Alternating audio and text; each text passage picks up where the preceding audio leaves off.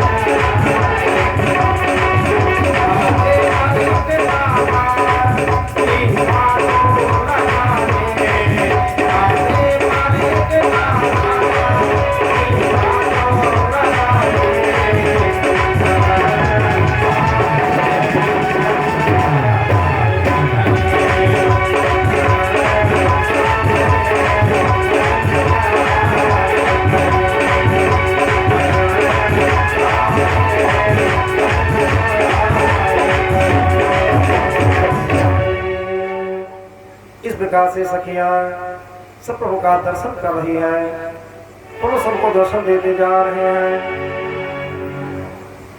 एक सखी कहते बहन जी दोनों कौन है, कहां से आए हैं? तो जो जानते हो बता रही है, गौर किशोर बेसुबर काछे कर सर चाप राम के पाछे। जो आगे आगे सामने सलोने आए, ये बड़े हैं, इनका नाम है राम, और जिनका रंग गोरा है, किशोर अवस्था है, जो सुंदर वेश बनाया, हाथ में धनुष बाण लिए हैं, राम जी के पीछे पीछे चल रहे हैं। ये इनके छोटे भाई हैं, इनका नाम है लक्ष्मण, इनकी माता है सुमित्रा।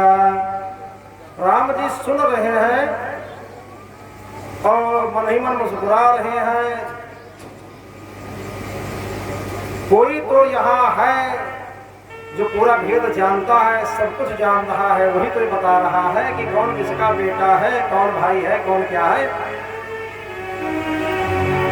तो राम लक्ष्मण भैया ने राम जी से कहा, भैया भैया क्या ऊपर देखे कौन माता का नाम ले रहा? राम जी ने कहा नहीं, नीचे देखो, नीचे देखो, ऊपर नहीं देखना। कहा इसीलिए तुम संग में आए हैं, तुम्हारे ऊपर नहीं देखना है। तब तक एक सखी और बोल पड़ी, विप्रकाश कर बंधु दो मग मुनि बधु उधार, आए देखन चाप मख सुनहर सी सब नार। तो सखी कहते दोनों भाई ब्राह्मण विश्वामित्र का काम करके, यज्ञ की रक्षा करके फिर जब यहाँ आए तो रास्ते में गौतम मुनि की स्त्री अहिल्या का उद्धार किया है, अब ये धनुष देखने आए हैं। तो एक सखी कहती है, बहन जी अगर किशोरी की शादी इनके सामने के साथ में हो जाए तो कितना सुंदर जोड़ा रहेगा। तो दूसरी कहती है, शादी तो हो जाए लेकिन ये देखो कितनी सुकुमार है और प्रतिज्ञा कितनी कठोर है जनक जी की, जो कोई धनुष को तोड़ेगा सीता उसी का वर्ण करेंगे। इसलिए ऐसा तो संभव नहीं दे सके और बोल पड़ी, गाय देखने में छोटे हैं लेकिन बहुत बड़े वीर हैं। हमने सुना ताड़का का वध किया इन्होंने, सुबाहु को मार डाला और जिनके चरण के रथ से माता अहिल्या का उद्धार हो गया, कोई साधारण नहीं है। देखना इन्हीं के साथ में जानकी का विवाह होगा, इन्हीं के साथ जानकी का विवाह होगा। राम जी आगे बढ़े तो राम देखा वही अनुज ही रचना, कही मधु वचन मनोहर बचना, भगत हेतु सोई दीन दयाला, चितवत चकित धनुष मकसाला। का ये तीनों पर दया करने वाले, देखो वही ये दोनों भाई हैं। राम जी आगे बढ़े तो जहाँ धनुष की रचना थी वो सब लक्ष्मण भैया को दिखा रहे हैं। फिर मन में विचार किया, अब गुरु जी इंतजार कर रहे होंगे, समय ज्यादा हो गया वापस चला जाए। तो छोटे छोटे जो लड़का पाछे लगे थे वो कहते थोड़ा और भ्रमण कर ले, हमारा सब रास्ता जाना, हम इधर से ले चलेंगे और बहुत जल्दी पहुंचा देंगे। राम जी ने कहा नहीं, फिर कभी अब गुरु जी के पास में आए। अब देखिए धीरे धीरे अब शाम तो हो ही चुकी थी। गुरु जी प्राचीन कथाएं कहते हैं, रात्रि के जब दोपहर बीत गए तो विश्वामित्र जी आराम करने लगे तो दोनों भाई उनके चरण दबाने लगे। एक पांव दबा रहे हैं राम जी और दूसरा पांव दबा रहे हैं लक्ष्मण भैया। गुरु जी बार बार कहते, भैया बस करो बहुत हो गया, बस करो बहुत हो गया, बस करो बहुत हो गया। देखो ये नियम दिया, कोई सेवा करने लगे तो कुछ समय के बाद में उसको मना कर देना चाहिए। और से कोई पांव दाबे लगे तो ये थोड़ा घंटा भर हो जाए, यहाँ ना करो, कहो बस करो, कुछ समय के बाद में कह देना चाहिए भैया बस करो। तो गुरु जी बार बार कहते, भैया अब बस करो, अब बस करो, अब बस करो। तब राम जी चरण स्पर्श करके आराम करने लगे और जब राम जी आराम करने लगे तो लक्ष्मण भैया राम जी का चरण दबाने लगे। अब राम जी बार बार कहते, भैया अब आराम करो, रात काफी हो गई, अब आराम कीजिए। तो वहीं पर श्री राम जी के चरणों को हृदय से लगाकर और प्रेम सहित परम सुख का अनुभव कर लक्ष्मण भैया चरणों को दबा रहे थे और बार बार जब प्रभु ने कहा बस कीजिए तो वहीं पर लेट गए प्रभु के चरणों में। अब देखिए सबसे पहले कौन लेटा? गुरु जी। उसके बाद कौन सोया? राम जी। राम जी के बाद कौन सोया? लक्ष्मण भैया। जागा कौन पहले? लक्ष्मण भैया। वैसे जब राम जी और गुरु जी पहले सोए थे तो पहले गुरु को जागना था। जागे सबसे पहले लक्ष्मण भैया, फिर राम जी और फिर उसके बाद में गुरु जी।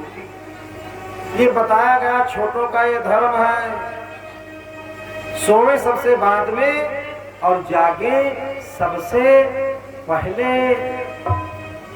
टूटे लखन निस विगत सुनि अरुण शिखा धुनिका, गुरु ते पहले जगत पति जागे राम सुजान।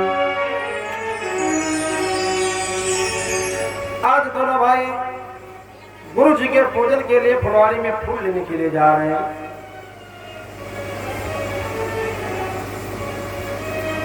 एक दिन पहले ही सब देख चुके हैं कहाँ फुलवारी है, कहाँ से दल लाएंगे, फूल लाएंगे जो गुरु जी पूजन करेंगे, व्यवस्था सब पहले देख चुके हैं। आज हमारे प्रभु दोनों भाई चल देते हैं और फुलवाड़ी में पहुंच जाते हैं।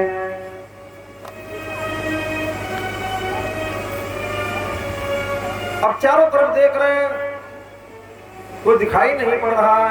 चाहूं दिस चित पूछ मालीगण और लगे लेन दल फूल मुदित मन। चारों तरफ देख रहे हैं, माली नहीं दिखाई पड़ रहा है। आज्ञा ले ले, उसके बाद में फूल तोड़े। देखो ये नियम है,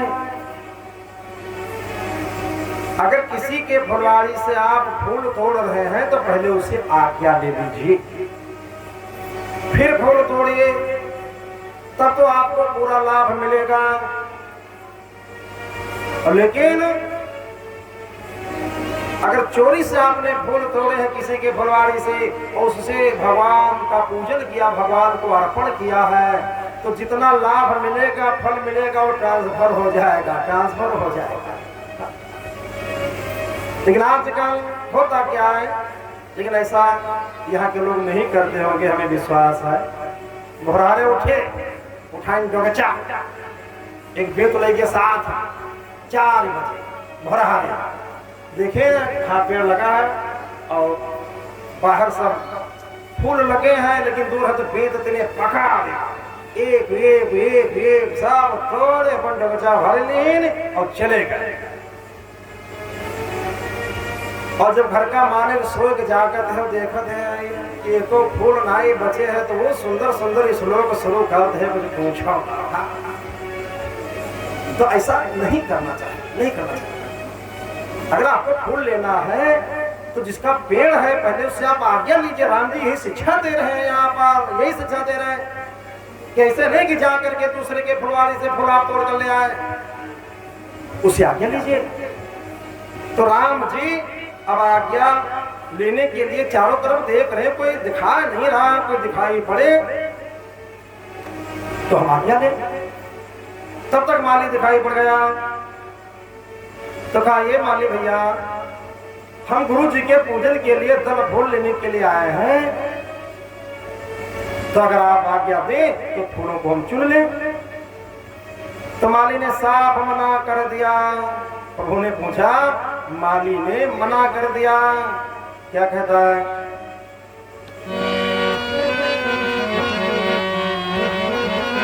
अरे बगिया बिच जानन तय है, राम जी बिनती सुनो,